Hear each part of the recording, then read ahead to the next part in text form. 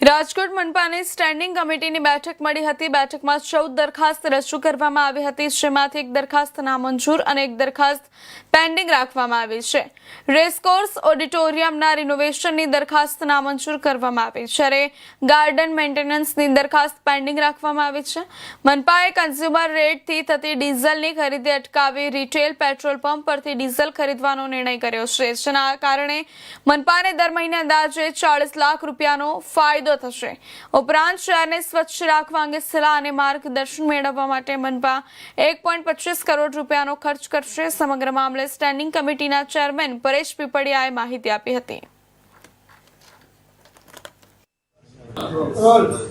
પરેશભાઈ, આજે સ્ટેન્ડિંગ કમિટીની બેઠક મળી હતી, કેટલી દરખાસ્ત હતી અને શું કેટલી મંજૂર કરવામાં આવી છે?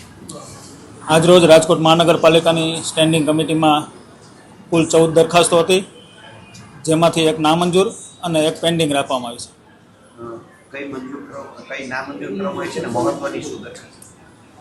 નામંજૂર 4 નંબરની દરખાસ્ત કરવામાં આવી છે, જેમાં રેસકોર્સ ખાતે આવેલું ઓડિટોરિયમ રિનોવેશન માટેની દરખાસ્ત હતી, જેમાં અમે એવું સૂચન કર્યું છે કે આગામી 4 માસ દરમિયાન જો પીપીપી ધોરણે કોઈ એજન્સી કામ કરવા તૈયાર હોય એ પ્રયત્ન કરવા, 4 માસ દરમિયાન કોઈ એજન્સી ના આવે તો પછી પુનઃ દરખાસ્ત સ્ટેન્ડિંગ કમિટી મોકલવી। ખાસ એક મહત્વની કોઈ બીજી દરખાસ્ત આમાં સ્વચ્છતા માટે કોઈ મહત્વની મારા હિસાબે જે અત્યાર સુધી રાજકોટ મ્યુનિસિપલ કોર્પોરેશનના તમામ વાહનોનું જે કન્ઝ્યુમર પંપમાં ડીઝલ પુરાવતું હતું એ આજે દરખાસ્ત કરી છે રિટેલ પેટ્રોલ પંપ પરથી, જેમાં અંદાજિત રાજકોટ મહાનગરપાલિકાને મહિને 40 લાખ રૂપિયા જેવો ફાયદો થશે।